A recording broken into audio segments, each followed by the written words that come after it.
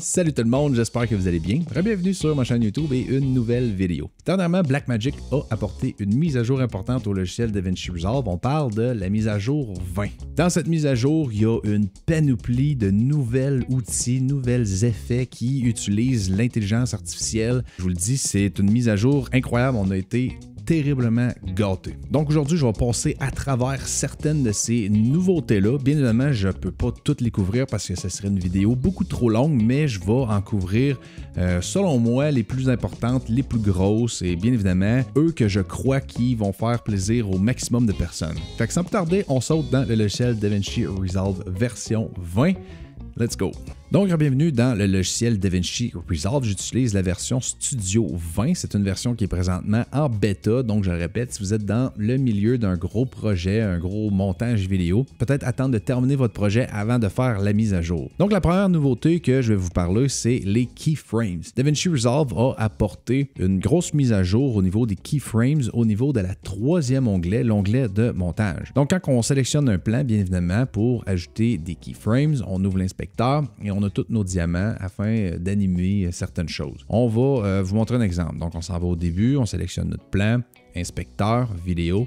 On appuie ici sur le diamant. On s'en va vers la fin de notre vidéo. Même chose, inspecteur, vidéo. On réappuie le diamant et on peut apporter un zoom. Donc, si on s'en va au début de notre plan et qu'on appuie sur play, on va avoir un zoom à l'intérieur de notre vidéo utilisant le transform. Si on voulait animer de manière avoir plus de contrôle sur les keyframes, il fallait appuyer le clic droit et justement ouvrir un petit menu en dessous de notre plan. C'était coincé, c'était petit, c'était pas trop efficace. Donc, beaucoup de gens aimaient aller dans le quatrième onglet, l'onglet de fusion, pour avoir plus de contrôle. Sinon, si on voulait justement adoucir la courbe de ce zoom-là, ce que les gens font, c'est justement, ils s'en allaient sur le keyframe, on appuyait clic droit et on avait amorti, arrivé. On peut encore tout faire ça. Par contre, maintenant, on a eu des grosses mises à jour. Donc, en haut à gauche, on a un menu keyframe. Si on l'ouvre, on a tout notre menu. Et on a aussi un autre menu ici. Là, je veux juste vous signaler quelque chose. Si on essaye d'appuyer, ça peut peut-être pas marcher si vous avez superposition des timelines. Donc, si vous ouvrez ça,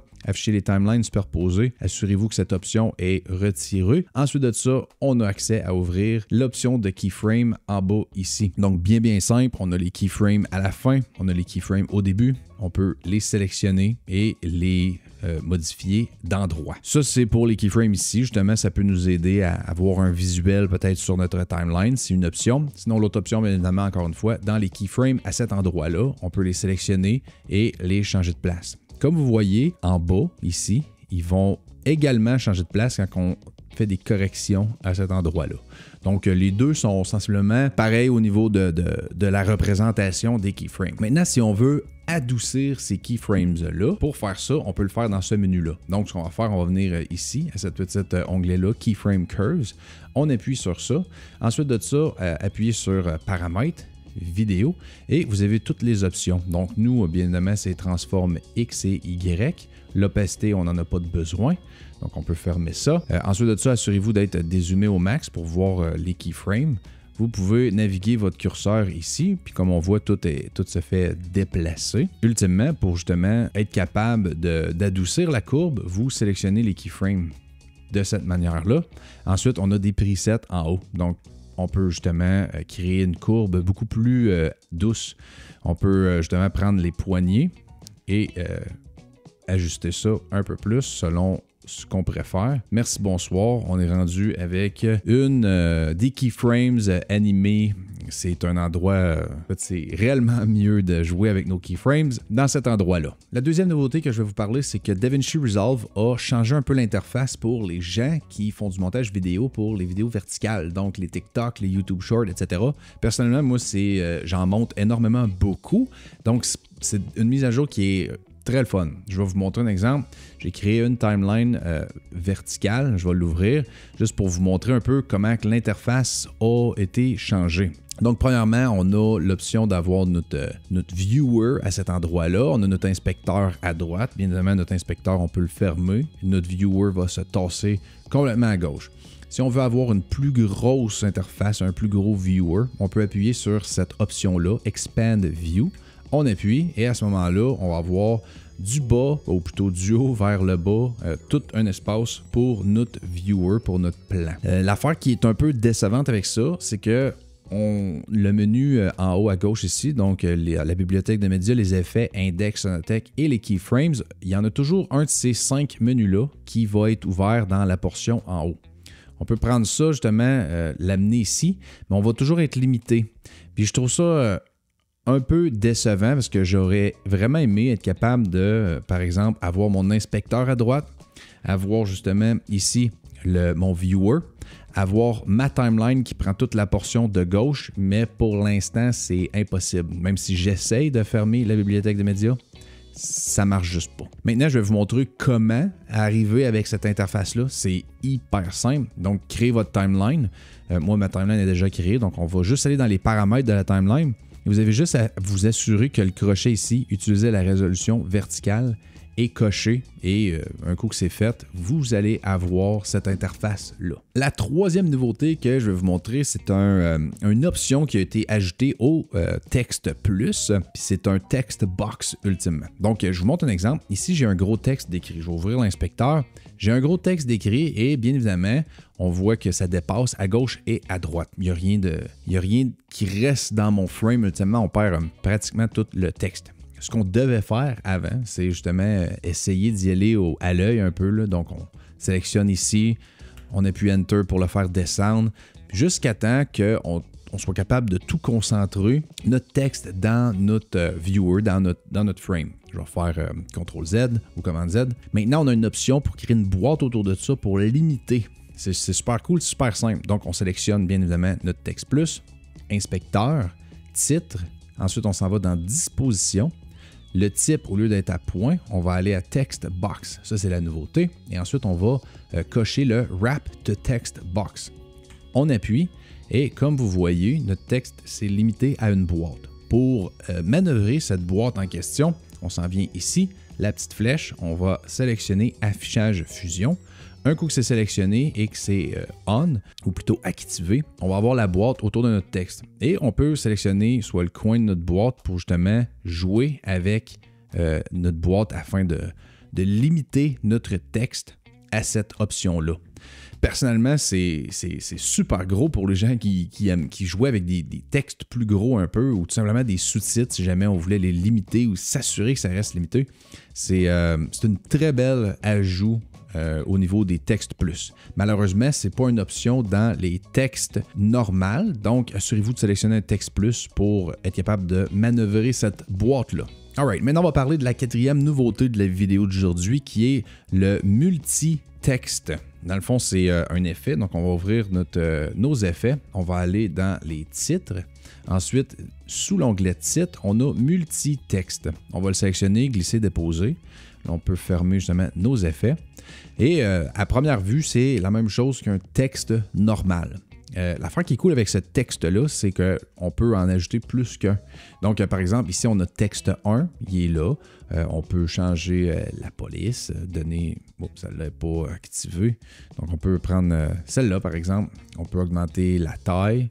Ensuite, on veut le déplacer un petit peu. Donc, on va aller dans disposition. On peut le monter. Ensuite, on va le tasser un petit peu ici. OK, on est content avec ça. On retourne dans le texte, mais on veut ajouter un autre texte en bas à droite. Ultimement, avant, ce qu'on devait faire, c'est justement aller chercher un autre effet, texte, le mettre par-dessus sur notre deuxième track.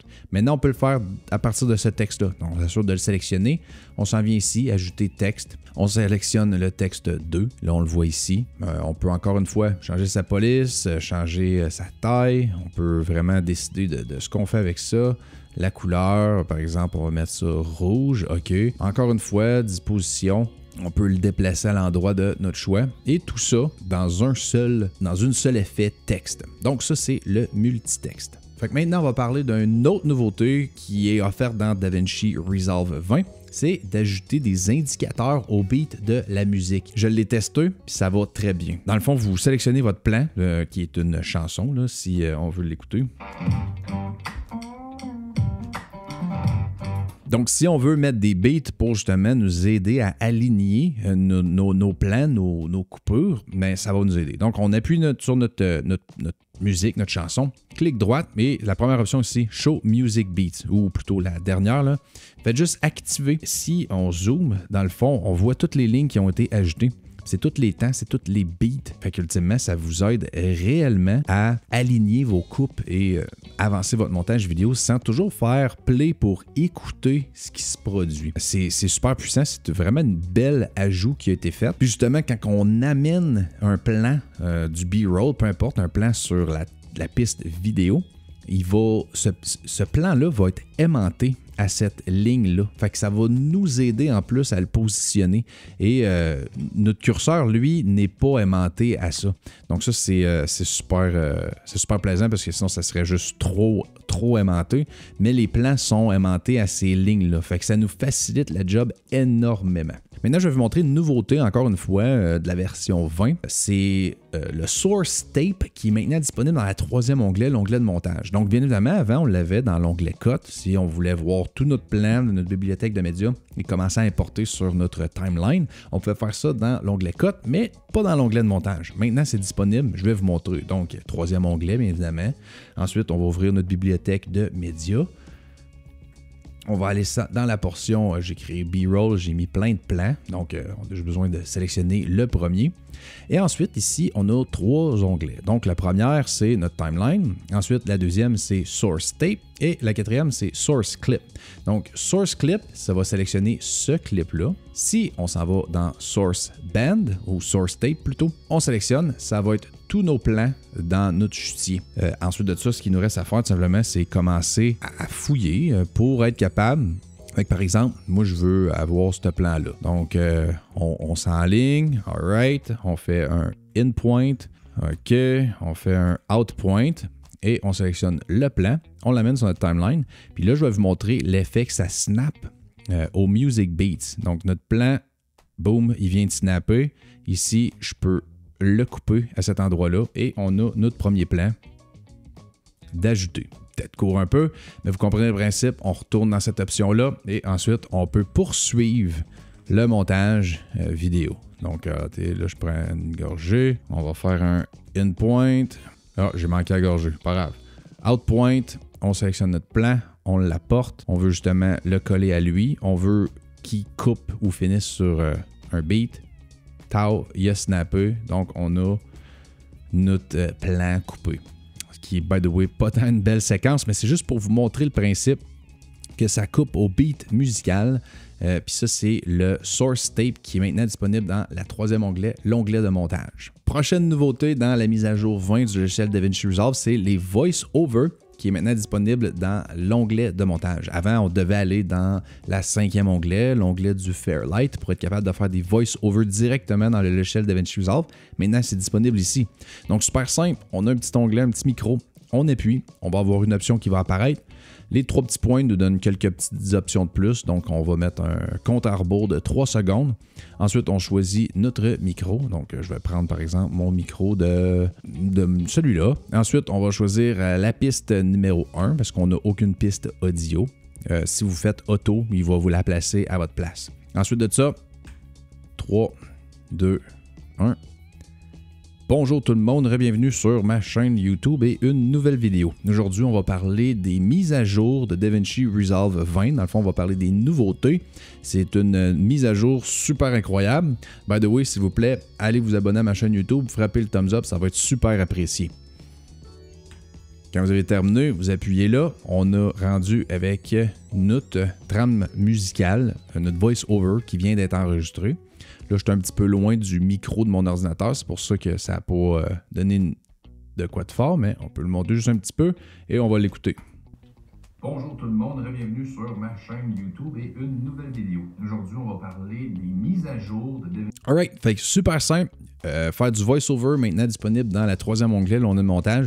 Vous avez vu comment de temps que ça prend, donc si jamais vous voulez juste ajouter un petit peu d'histoire ou peu importe quoi, c'est super facile à faire maintenant. Prochaine nouveauté de la version 20, c'est l'option d'avoir des sous-titres animés. Avant, on avait des sous-titres, mais ces sous-titres-là n'étaient pas animés.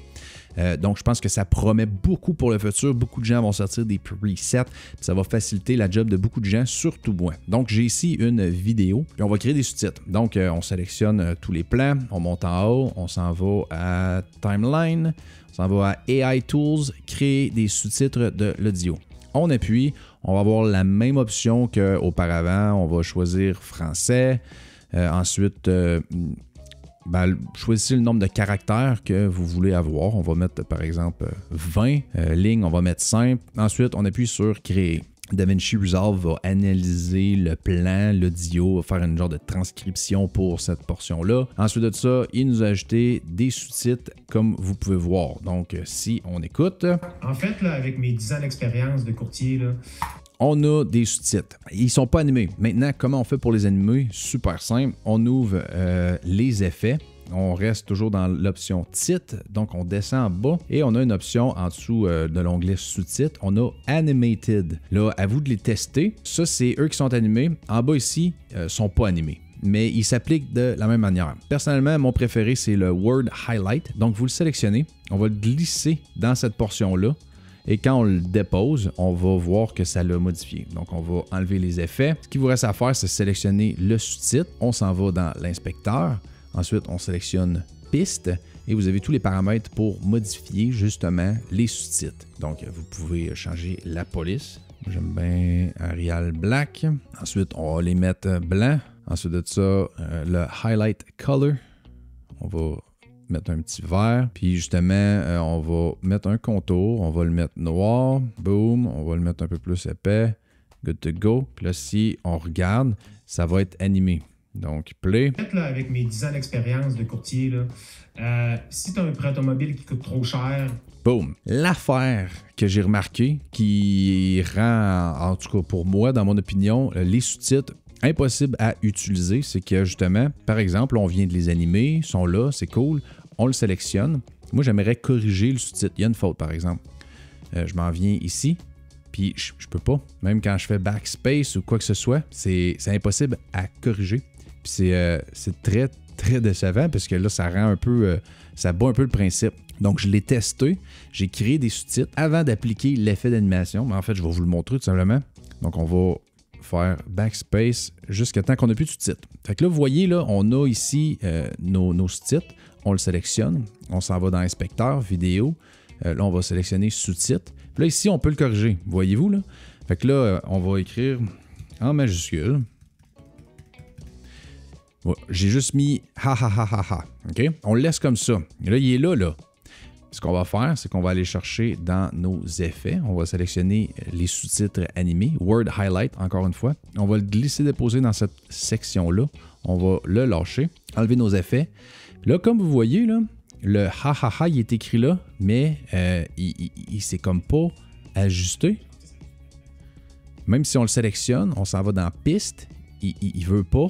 Puis notre ha ha ha. Expérience de courtier, là. Si tu as un prêt automobile. Il n'est plus là. En tout cas, je suis convaincu que dans les jours à venir, voire les semaines à venir, ça c'est un des bugs qui va être rapidement corrigé. Dites-moi là dans les commentaires si vous avez la même expérience que moi présentement, mais moi c'est pas quelque chose qui fonctionne. En ce moment, ça ne fonctionne pas. Donc c'est décevant si vous avez des corrections à faire. À suivre, je suis certain que DaVinci Resolve va corriger ça. Donc maintenant, on va parler de l'autre nouveauté qui est, celle-là, c'est une de mes favorites personnellement, c'est de mettre de la musique et justement, on est capable d'utiliser l'intelligence artificielle de DaVinci Resolve pour rallonger ou raccourcir cette musique-là. Donc, bien simple, on va ouvrir notre bibliothèque de médias. On va aller dans musique, on va choisir peu importe la chanson, on va la glisser, déposer, on va fermer notre bibliothèque de médias. Comme on voit, notre musique est beaucoup trop longue. Donc, on veut la raccourcir, on la sélectionne.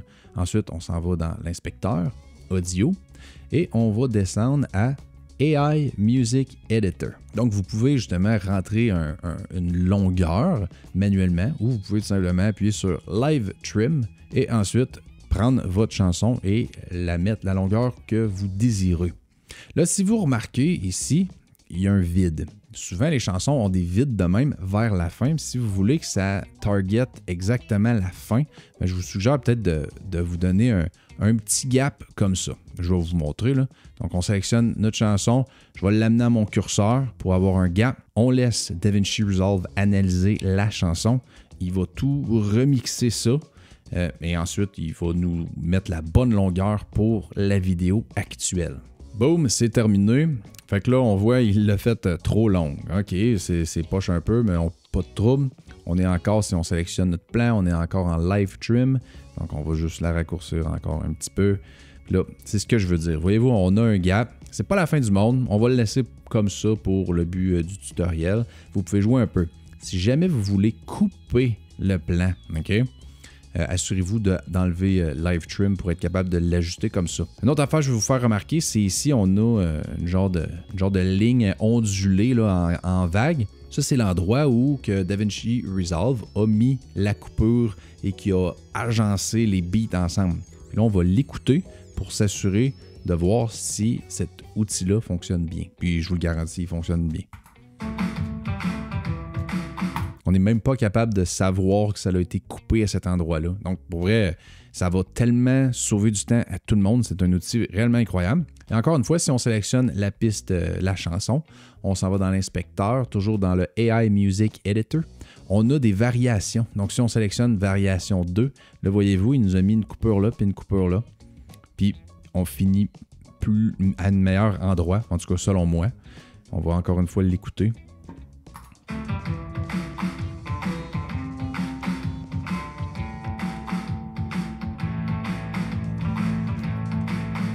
Ça paraît pas, c'est incroyable. Puis justement, on a d'autres options. Donc, 3 options et la 4e version.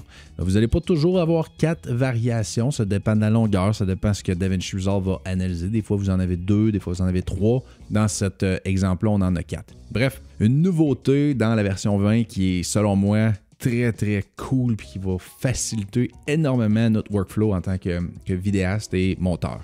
Alright, maintenant on va parler d'une autre nouveauté dans la version 20 du logiciel DaVinci Resolve, puis c'est legit un assistant d'intelligence artificielle qui va nous assister, ou plutôt pratiquement tout modifier le son à notre place. Donc ici j'ai monté une petite séquence, je vais vous la faire écouter, puis j'ai pas ajouté de son à part un fade ici, ok? Donc on a la musique, on a quelques effets sonores, on a un voice-over qui est clairement pas assez fort en ce moment.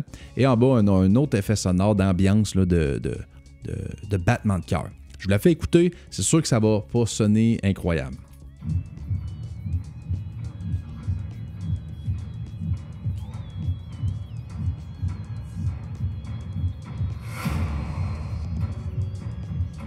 OK. Fait que vous comprendrez le principe, c'est pas la meilleure séquence au monde, loin de là, mais le but est juste de mettre un paquet de trames sonores, de trames musicales pour justement demander à l'assistant de nous aider. Donc, ce qu'on va faire, on va monter en haut, on va aller à Timeline, ensuite on va aller dans AI Tools, et on a Audio Assistant. Donc, vous appuyez sur ça, et ensuite, vous allez avoir un système comme d'un Delivery Standard.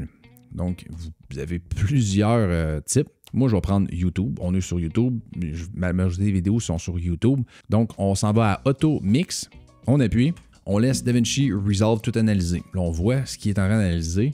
Il va changer la couleur à travers ça. Il va renommer les pistes un coup qu'il va avoir tout analysé. Il va monter ou réduire le son de plusieurs choses pour que ça fasse du sens. En tout cas, du moins, pour que ça fasse plus de sens. Donc, première chose qu'on remarque.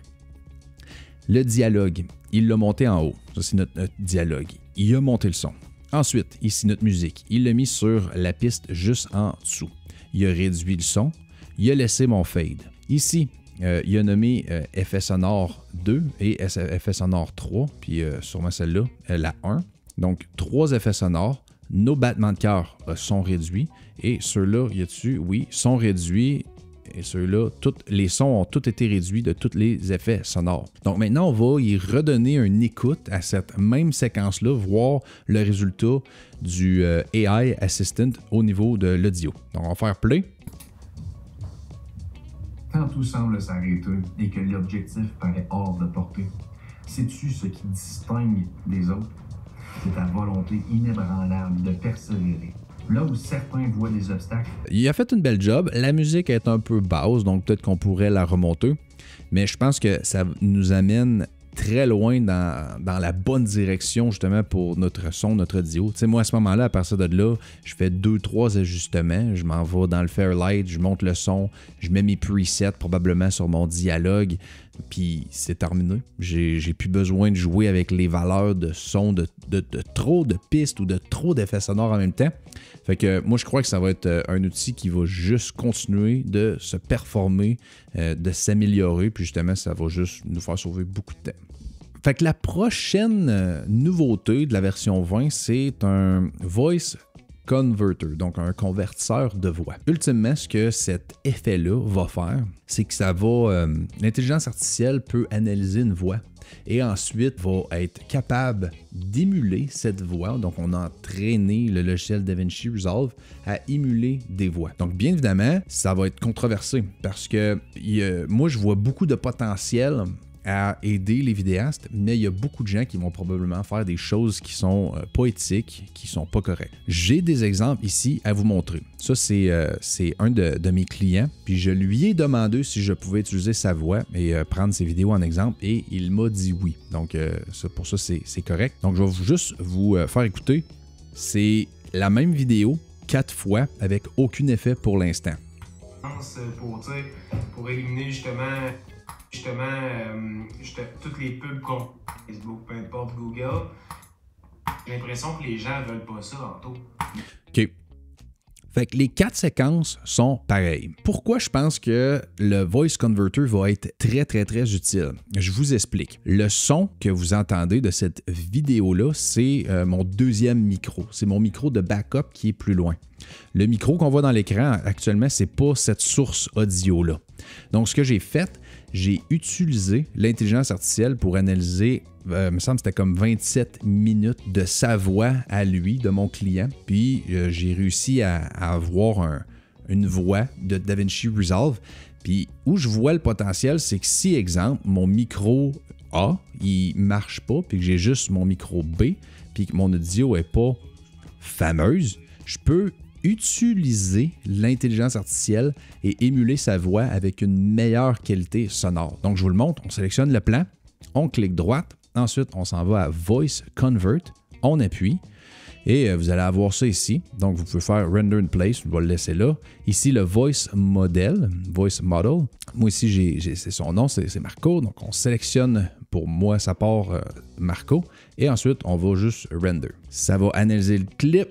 Puis DaVinci Resolve va utiliser ce qu'on l'a entraîné pour recréer une voix. OK? Fait qu'on retourne au premier plan. Lui, il n'a pas été converti. Puis c'est mon micro B. All right? Justement, toutes les pubs qu'on reçoit sur Instagram, Facebook, peu importe Google. On passe au deuxième plan. Ça, c'est plus sa voix. Ça, c'est la voix de l'intelligence artificielle qui émule sa voix. Justement des pare-feux, je pense, pour éliminer justement toutes les pubs qu'on reçoit sur Instagram, Facebook, peu importe Google. Sérieusement, c'est insane. Ça veut dire que même pour moi, si j'ai une de mes vidéos YouTube que le son est pas bon, je peux legit demander à DaVinci Resolve de me redonner une bonne audio.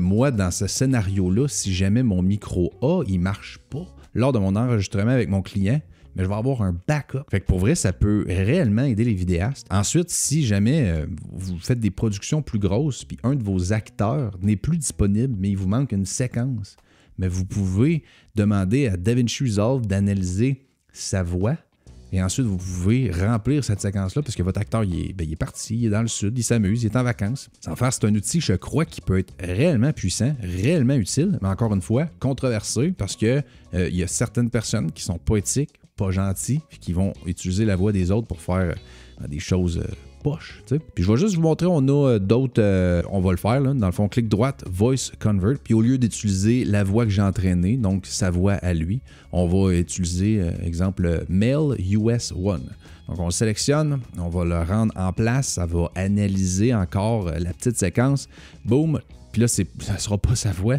ça va être la voix, une voix d'emblée, un preset d'emblée dans le logiciel DaVinci Resolve. Ouais, sur Instagram, Facebook, peu importe Google, mais j'ai l'impression que les gens ne veulent pas ça, Arto.